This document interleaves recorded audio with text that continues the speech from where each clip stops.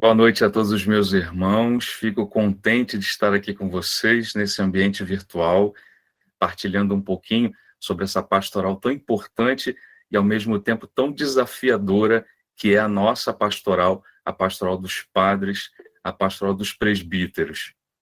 Eu vou começar, então, aqui a apresentação.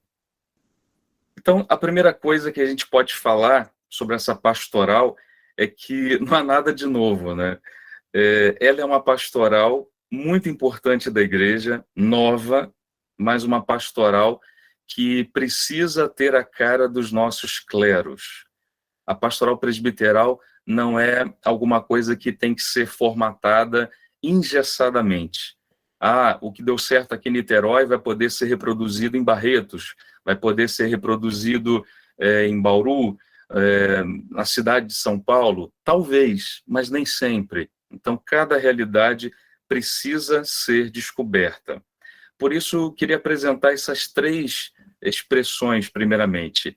A pastoral presbiteral é um desafio, ao mesmo tempo é um sonho e é uma necessidade. Bem, por que é um desafio? É como se nós estivéssemos diante de um grande elefante e a gente está tentando aí domá-lo. Há uma necessidade premente de todos os cleros do Brasil e do mundo inteiro de um cuidado especial com os padres. Mas, ao mesmo tempo que a gente sabe dessa necessidade, dessa preocupação, a gente ainda não conseguiu fazer com que ela penetrasse em todas as nossas dioceses. Que ela tivesse uma articulação e que ela envolvesse, de fato, todo o clero. Às vezes ela vem de cima para baixo, vem apenas de um querer do bispo, ou às vezes ela vem de baixo para cima, apenas de um querer de algum grupo de padres, mas que também não é abraçado pelos bispos. Por isso, a nossa pastoral presbiteral é um grande desafio. Por mais que tantas pastorais na igreja tenham sua importância e cuidado, a pastoral com os presbíteros, infelizmente, ainda não decolou. Mas não deixa de ser um sonho. É um sonho para todas as nossas dioceses que a gente possa fazer com que os padres estejam mais próximos uns dos outros. É aquilo que o Papa tem falado bastante sobre essa proximidade entre nós. Na verdade, é um sonho numa arquidiocese ideal, numa diocese ideal, que os padres pudessem se amar, pudessem se perdoar 70 vezes 7, e que também não fossem julgados por aquilo que são, por aquilo que mostram, mas infelizmente essa diocese ideal não existe. Nas nossas dioceses nós temos problemas de convivência, nós temos problemas de falta de ajuda, nós temos problemas de inveja, de fofocas, e muitas vezes os padres também são abandonados. O nosso sonho é um sonho possível, mas ainda é um sonho distante. Mas, sobretudo, a pastoral presbiteral é uma necessidade. Não é uma necessidade de se encaixar onde a gente não está bem-vindo, ou a gente não está colocado, mas é uma necessidade que cada um de nós precisa ter. Para ser saudável e inteiro, o padre precisa aceitar a realidade ao seu redor. E ele também precisa se encaixar nela. Mesmo que ela seja desagradável, mesmo que ela seja difícil, é necessário, sobretudo hoje, ressignificar. Mas a gente não faz isso sozinho. Para colocar esse sofá no lugar, para colocar as coisas no lugar, há necessidade de termos ajuda entre irmãos, a ajuda entre sacerdotes, para que a gente pudesse se recompor de algo, para que a gente possa se recompor de alguma coisa, há necessidade de uma ajuda, para a gente se adaptar à necessidade também de uma ajuda. Por isso, é uma necessidade grande a pastoral, mas ela não se faz sozinha. Antes de tudo, a pastoral presbiteral ela precisa ser implantada sem preconceitos. Há necessidade que todos nós, clero, abandonemos algumas crenças limitantes que a gente pode, desde muito cedo, inclusive a partir da nossa própria formação familiar, ou da nossa formação do seminário que a gente pode ter. A gente consegue perceber isso, por exemplo, através de alguns provérbios. O que são os provérbios? São algumas máximas populares, os chamados ditos populares. São lugares que constroem, muitas vezes, uma crença limitante, isto é, dizer que eu tenho que ser desta forma ou que eu não posso ser de outra. Esse aparato cognitivo, que são as crenças limitantes, elas existem principalmente em cleros pequenos ou vastos, não importa. Apresentando uma ligação direta com as circunstâncias da vida, os provérbios muitas vezes são utilizados para serem discursos argumentativos. Então, vou dar alguns exemplos. Se diz, onde há fumaça, há fogo. O que a gente entende quando a gente vê isso? Bem, a gente quer sempre achar que tem mais por trás, que tem alguma coisa escondida, que tem alguma coisa ali de verdade, que realmente aquele boato tem algo de verdadeiro. E começamos a desconfiar rapidamente da índole das pessoas. Isto é, a sentença vem antes do julgamento. Podemos fazer isto entre nós, padres. Difícil um padre ir ao outro para perguntar sobre o que realmente houve numa situação. Muitas vezes, a gente acaba sendo levado pelo chamado disse-me-disse. Alguém escutou, alguém comentou, o outro teve a oportunidade e pôs o boato à frente. Um outro dito popular, que todos nós conhecemos desde criança, é esse aí. Quem se mistura com porco, farelo come. Então, se você está perto de alguém que está em dificuldades, se você convive com alguém que está com problemas, se você até mesmo visita ou se encontra com alguém numa situação delicada, se prepare, porque você vai ser criticado. Vão dizer que você também está na mesma onda. Então, se você é alcoólatra, se você tem algum problema afetivo, se outras pessoas vão te visitar, vão conversar com você, vão te manter no círculo de amizade, também você vai ser chamado de alcoólatra, também você vai ser condenado por alguma parte da sua afetividade. Se você está junto de um padre, por exemplo, afrontoso, então vai dizer, esse grupo aí é o grupo da pá virada, é o grupo da revolução, é o grupo dos modernistas, disso ou daquilo. Ou se você se encontra com um padre que tem fama de esbanjador, e aí vão dizer de você, puxa, lá vão os grandes esbanjadores da nossa diocese. Enfim, vai ser tiro para todo lado. E assim a gente acaba rotulando as pessoas. Quando se rotula alguém, para tirar aquela má impressão é muito difícil. E quando você rotula, é como se você estivesse dizendo assim, eu não preciso abrir a lata, eu não preciso abrir o pote, eu não preciso abrir o recipiente, porque eu já sei o que tem dentro. Assim, você não quer fazer a experiência da proximidade, você não quer entender a realidade do outro, mas simplesmente você se fecha no conceito da informação que te passaram. E aí a gente deve se perguntar, será que nós temos proximidade? Somos de fato próximos uns dos outros?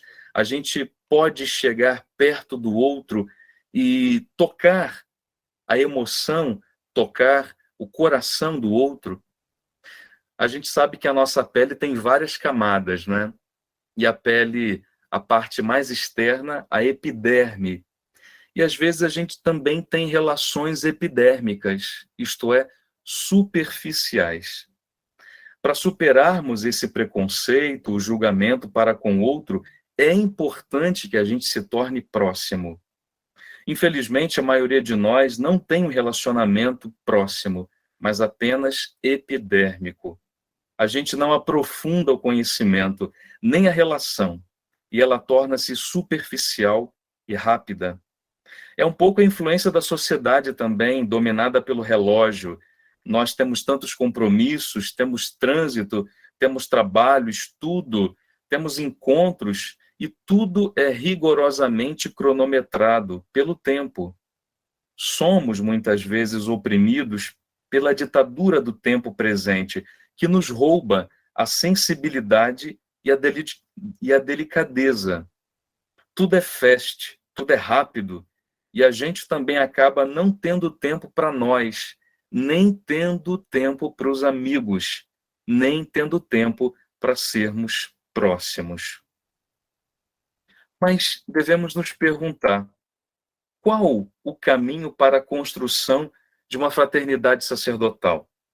Como nós podemos colocar as bases de uma pastoral presbiteral? Antes de responder essa pergunta, é preciso também se perguntar o que pretendemos: direção ou mapa? Se optarmos pelo mapa, significa que priorizamos as diretrizes, os cronogramas, os eventos, a programação da pastoral para aquele ano.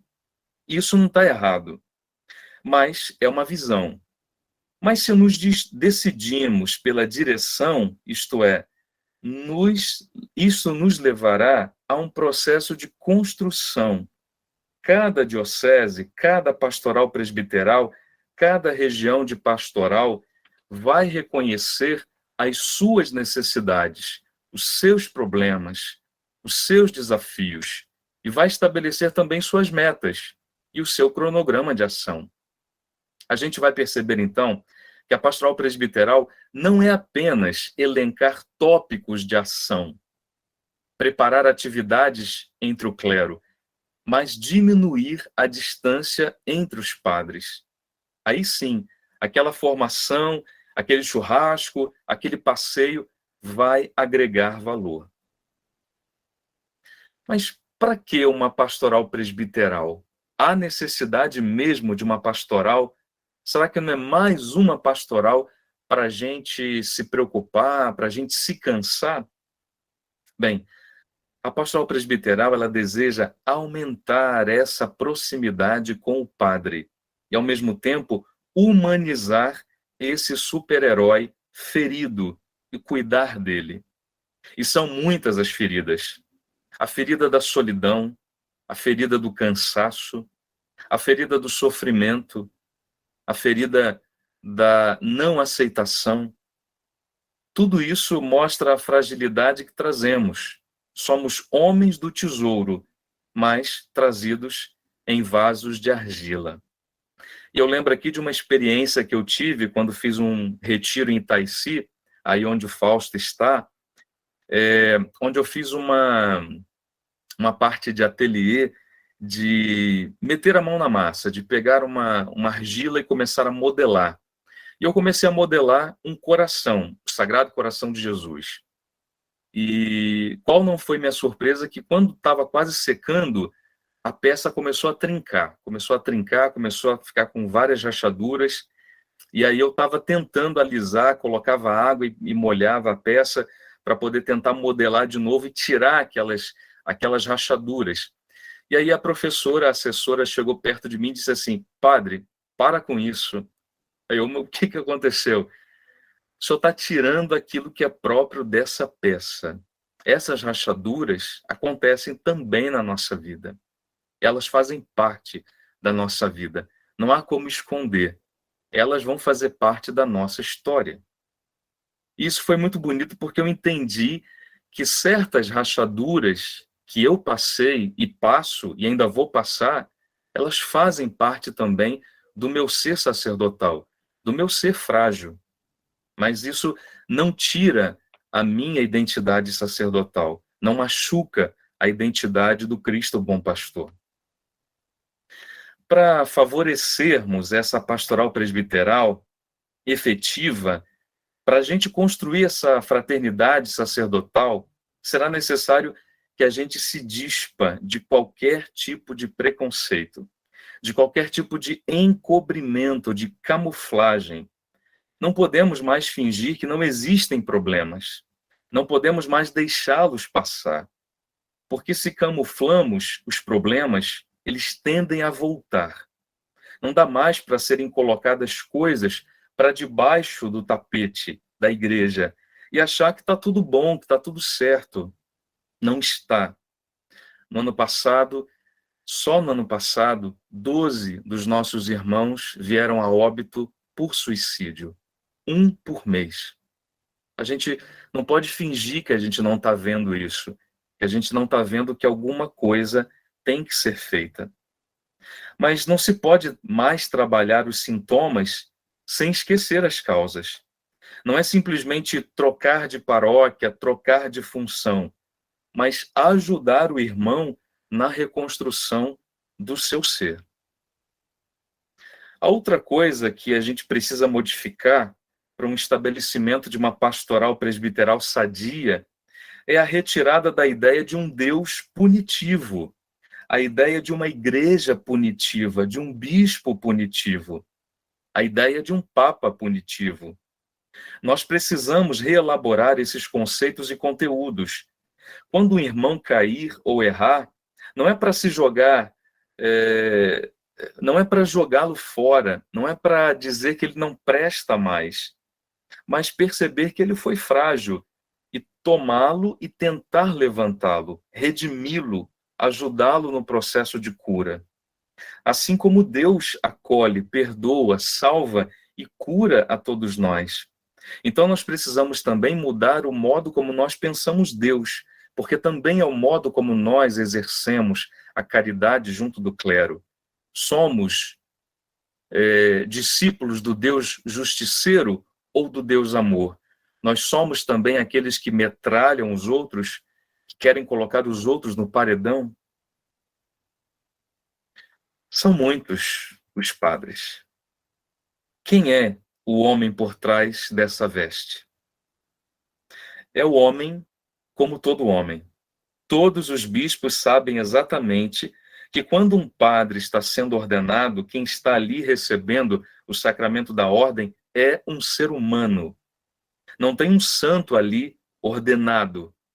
Não tem ali um ser irrepreensível. Não tem ali um anjo sendo coroado, sendo vestido de paramentos. Não. Ali tem um homem com suas falhas, com seus defeitos, mas também com suas virtudes, com seus talentos. A gente pode esperar tudo dessa pessoa, coisas boas e coisas ruins. A igreja não pode apenas colher os frutos bons e, quando aparecerem os frutos azedos e até os frutos podres, simplesmente dizer que essa árvore não presta mais para o seu jardim. Ah, vamos cortá-la e vamos jogá-la fora. Não. É necessário a pedagogia de Jesus. É necessário adubar, cavar fundo em torno, insistir nessa árvore, adubar novamente e esperar que os frutos apareçam. Mas é necessário também dizer que deve haver ali o casamento de dois interesses: o interesse de quem está sendo ajudado e o interesse de quem está ajudando. Não basta que um queira. Se o padre não quer ser ajudado ou se a igreja não quer ajudar, então vai dar ruim esse casamento. Os interesses precisam ser comuns. Se eu entrei nessa instituição, a igreja, eu também preciso estar acolhendo as normas que ela propõe. Mas também, da mesma forma como essa igreja me acolheu, ela vai acolher um padre, um homem que não é perfeito, que tem suas dificuldades e suas imperfeições. Neste tempo de pandemia, cada um reagiu de uma forma desafiadora a esse momento difícil de doença, de morte. E isso também mexeu com a nossa pastoral presbiteral. Assim como os leigos, nós tivemos perdas, medos, enfrentamentos, solidões, cansaços.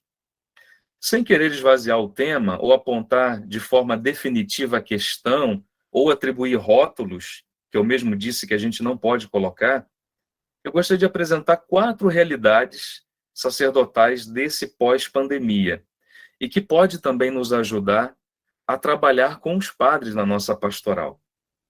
O primeiro tipo é aquele padre que nada mudou para ele. A pandemia veio com a sua realidade avassaladora e seus desafios pastorais, Mas esse padre continuou na mesma.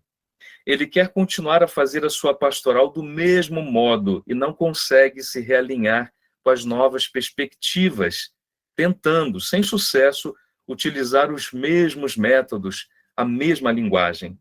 Esse padre não conseguiu se atualizar quanto às novas necessidades e ainda espera que tudo volte ao que era antes. O segundo tipo de padre é aquele que está super animado pelo retorno das atividades presenciais, ele está cheio de ideias, ele voltou cheio de gás, desenvolveu suas redes sociais, seu modo de evangelizar está contemporâneo, ele está contente com os resultados do seu trabalho, da reciprocidade do povo, brota nele a vontade de fazer tudo o que ele não fez antes na sua vocação, na sua paróquia, no seu ofício. Mas tem um problema, ele tem medo de que esse seu grande entusiasmo não perdure muito tempo. Ele tem medo de voltar à mesmice, ou ele tem medo de ser julgado também pelos seus amigos. Um terceiro caso é o padre que está com medo. Ele ainda tem medo de regressar a todas as suas atividades, ele está desanimado, ele não se sente bem, nem à vontade com as suas atividades ainda nesse momento de retorno.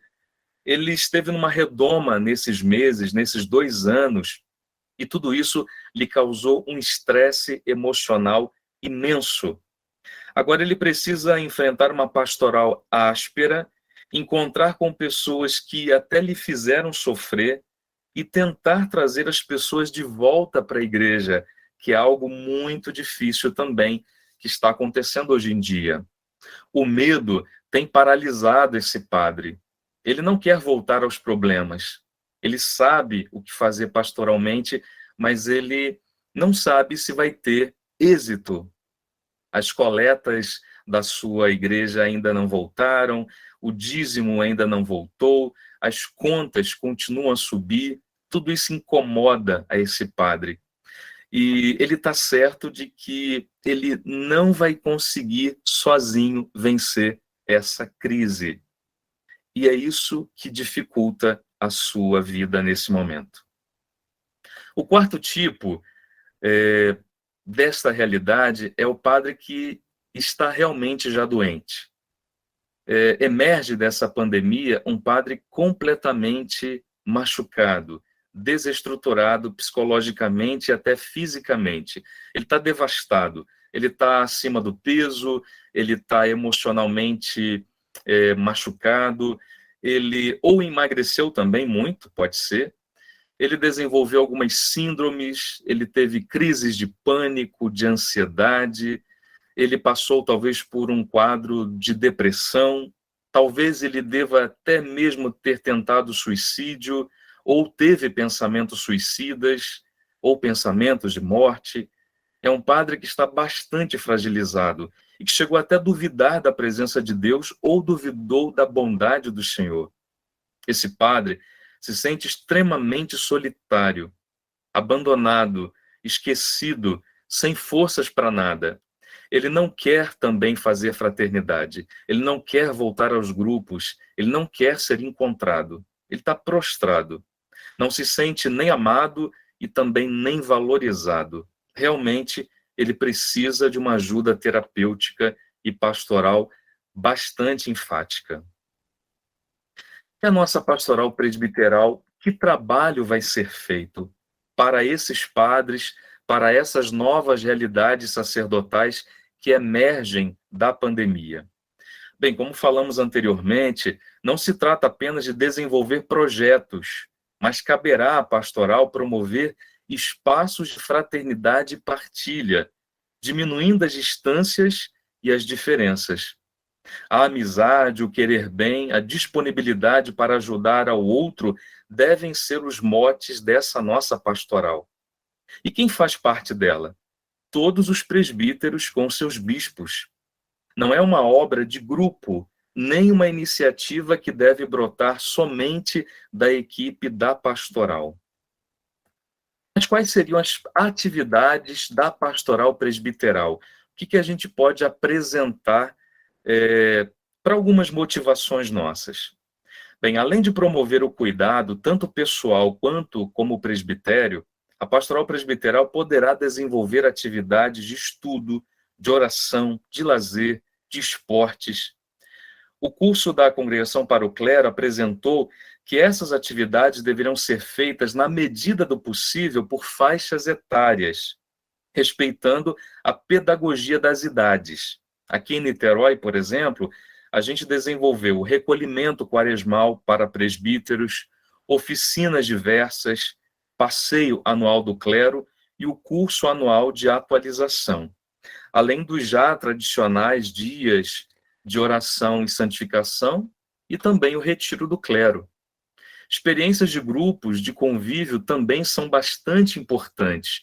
Por exemplo, há a experiência diocesana de uma missa mensal daqueles que participam da renovação carismática. Eles fazem a missa votiva do Espírito Santo. Tem outros que participam do movimento Focolares e fazem também um encontro mensal de partilha da palavra de vida. Então, a experiência com espiritualidades é muito importante. Ajuda também o padre, principalmente se ele é diocesano e não membro de um instituto de vida apostólica ou uma sociedade de vida consagrada. Existem, por exemplo, o encontro de palavra de vida dos focolares, que eu citei, existe o círculo do Opus Dei, existe o encontro de espiritualidade sacerdotal Jesus Caritas, de Charles de Foucault, existe a missa votiva do Espírito Santo, existem grupos de partilha, e tudo isso é muito importante. A gente pode também falar que existe um programa de estudos. Existe um programa de estudos, um programa de oração e espiritualidade e um programa de lazer e esporte que podem ser desenvolvidos na organização da pastoral presbiteral. Vamos falar um pouquinho, então, desse programa de estudos. Eles podem ser tanto filosóficos, teológicos, como campos gerais. Inúmeros documentos da Igreja têm nos apresentado a importância da atualização, da formação permanente. Não é algo apenas para completar a formação básica recebida no seminário, mas é um tempo propício para aprofundar temas relevantes à nossa vocação e para aprender novos caminhos de evangelização. Só que tudo isso deve ser estruturado segundo uma consulta ao clero. A gente vê que, na prática, se é algo que vem simplesmente do bispo para os presbíteros, não dá muito certo. Então, seria necessário uma pesquisa entre o clero dos temas que poderiam ser desenvolvidos, e aí sim, a partir desses temas colhidos entre os padres, se desenvolveriam esses programas de estudos, tanto filosóficos, teológicos, ou como campos gerais. O segundo bloco é da programação de oração. Esse programa de oração e de espiritualidade, ele é importantíssimo também, porque nós, padres, estamos imersos na civilização do ruído e podemos acabar nos esquecendo da identidade essencial de sermos seres contemplativos. Apesar de diocesanos ou de institutos de vida apostólica, nós somos homens que precisam de um tempo dedicado para a escuta de Deus e para o silêncio. E aí nós podemos, claro, desenvolver retiro canônico, peregrinações, romarias, encontros oracionais, encontros de partilha da palavra, e tudo isso pode ser organizado tanto a nível diocesano, ou pode ser a nível de região pastoral, vicariato ou livremente entre os padres. Então vamos supor que alguns padres já têm uma amizade, então eles podem também já fazer esse programa de oração conjuntamente. Não há necessidade também de esperar que a pastoral presbiteral possa suscitar isso no meio deles. O terceiro bloco é o do programa de lazer e esporte. Faz parte da nossa vida saudável momentos de oásis, em que paramos as atividades do cotidiano para descansar, fazer experiência do convívio comunitário, descobrir a beleza e penetrar num tempo fora do tempo, onde podemos praticar o autocuidado e sermos também mais gentis conosco. Uma coisa bem interessante que o meu psicólogo falou numa das primeiras sessões que eu participei. Ele dizia assim: Elcimar, seja mais gentil com você. Você é muito rigoroso consigo mesmo, você é muito exigente consigo mesmo. E eu dizia para ele: olha, mas isso faz parte da minha vocação, do meu ofício. Eu fui formado assim, para exigir de mim e dos outros. Mas ele disse: não dá para ser assim o tempo todo. Seja mais gentil com você. E aí eu lembro de um apoftegma também dos padres do deserto, que dizia, um apoftegma dizia assim: um arco muito retesado, ele se quebra. Então a gente precisa ser também mais maleável. E esse momento do lazer, do esporte, do encontro, da saída, isso nos dá esse relaxamento lícito, propício. Então, viagem, passeio, confraternizações mensais, pelo Dia do Padre, esportes gerais, confraternização do final do ano, tudo isso pode ser organizado tanto pela diocese quanto pela região pastoral ou pelo grupo de padres amigos. Eu já estou quase terminando a nossa apresentação e eu não posso deixar de lado a presença de Nossa Senhora. A presença de Maria na vida dos presbíteros é, claro, imprescindível. A Virgem Maria é sinal e modelo da nossa vida de consagração. Sinal que nos aponta a Cristo, seu Filho, e é modelo de entrega, de obediência, atenção à voz de Deus. Mas, sobretudo, Nossa Senhora nos apresenta duas coisas. Primeiro, ela nos torna pessoas, homens, mais gentis, mais amáveis, mais sensíveis. A gente também aprendeu a ser machão, né? O padre pesado, com a mão pesada, o padre que fala grosso, o padre que dá ordens, o padre que tem que ser a todo momento alguém forte, à frente de todos. Mas nós também precisamos dessa maleabilidade, precisamos da ternura, precisamos de uma igreja mais terna, mais mãe, e Nossa Senhora nos ajuda a encontrar essa medida. E a segunda coisa que Nossa Senhora nos ajuda é lidar também com as mulheres, né? A gente sabe que na igreja, a maior parte da massa que trabalha nas nossas igrejas, talvez 80%, vamos dizer, são mulheres. E muitas vezes também os problemas são com elas, né? E a gente precisa lidar com essas mulheres, lidar com as dificuldades delas também, lidar com o humor delas e também lidar com a beleza feminina, lidar com o sexo feminino de uma maneira muito equilibrada, bela, próxima, não ter medo também das mulheres. E Nossa Senhora certamente nos ajuda, contribui para esse momento. Bem, eu quero agradecer aqui a Dom Vicente, mais uma vez, o bispo referencial da Pastoral Presbiteral no Sul 1, agradecer ao Padre Fausto, agradecer ao Padre Giovanês e o grupo de trabalho, o grupo de presbíteros, de apoio aos presbíteros que eles têm, agradecer a você que me escutou, você que participou dessa formação, e estou deixando aí os meus contatos, onde a gente pode trocar informações sobre a pastoral presbiteral, onde a gente pode também se falar, onde a gente pode bater mais papo e a gente pode também fazer trabalhos conjuntos, tá bom? Quando a pastoral presbiteral ela começa de cima para baixo, o bispo quer e coloca já uma organização fechada, não dá certo. Os padres se sentem pressionados, é como se fosse você colocar esquematicamente alguma coisa que deveria ser um pouco mais livre, deveria ser um pouco mais afável, deveria brotar de uma maneira muito mais dinâmica entre os padres, ela acaba sendo mais uma imposição, mais uma coisa para ser feita, né? Mas também, quando ela acontece somente do grupo de padres, sem o apoio do bispo, também já fica aquela coisa ruim, dizendo assim, aqueles padres sempre querem fazer alguma coisa fora do nosso esquema diocesano, fora da nossa ação pastoral, fora da nossa pastoral de conjunto. Então, eu acho que que o grande tropeço para algumas dioceses dessa pastoral que não decola é exatamente esse problema, quando vem só pelo bispo ou quando vem só do grupo de padres. Agora, quando o bispo acolhe, ele quer, e também os padres acolhem, quando há esse casamento perfeito, quando há essa ajuda, então essa pastoral começa a acontecer.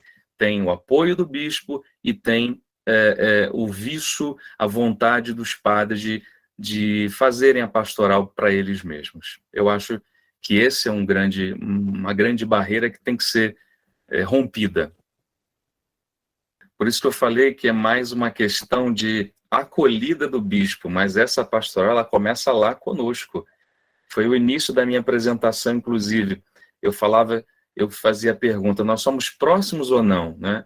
Coloquei a pele lá, nós somos epidérmicos, nós somos superficiais, a gente está indo conhecer esse padre, ou a gente está rotulando ele, a gente está se deixando levar por aqueles ditos populares, quem se mistura com porco, farelo come, onde a fumaça, fogo. Então, quer dizer, primeira necessidade nossa é retirar esses preconceitos. A gente fazer uma tábula rasa, a gente olhar para o outro como um ser humano, como eu, como alguém que tem a vocação como eu, como alguém que é barro também como eu. Então, a gente começar a se aproximar. A pastoral presbiteral começa exatamente aí, nessa proximidade, nessa amizade, nesse cuidar do outro, prestar atenção no outro. E esse problema da pandemia, esse isolamento que o senhor falou, ele é um dos grandes desafios. Como eu falei, aquele padre que estava doente lá, padre que está com medo, ele não quer, às vezes, aquela visita, ele não quer mais ir àquele grupo, ele se sente também não entendido nas suas dificuldades. E quantas vezes acontece essa dificuldade aí que vocês estão falando e que a gente percebe de entender o padre, de interpretar o padre como apenas o administrador. E tem que ser um bom administrador, tem que render, tem que ser aquele que vai fazer com que todas as contas sejam pagas, com que todos os funcionários estejam em dia e tudo mais. Essa também é uma grande exigência para todos nós e tem trazido um estresse emocional e físico, cansaço imenso. Tem acontecido, pelo menos na minha diocese, não sei na diocese de vocês, vários padres que não estão conseguindo lidar com essa situação de serem exigidos demais na parte administrativa. E o que acontece? Eles são retirados da paróquia, sofrem com isso e não voltam mais a serem párocos, nem administradores paroquiais. Então, a gente está com um número imenso de vigários paroquiais, mas de vigários que estão com baixa autoestima, porque eles dizem assim, eu fui pároco e agora eu sou vigário porque eu não administrei bem a paróquia.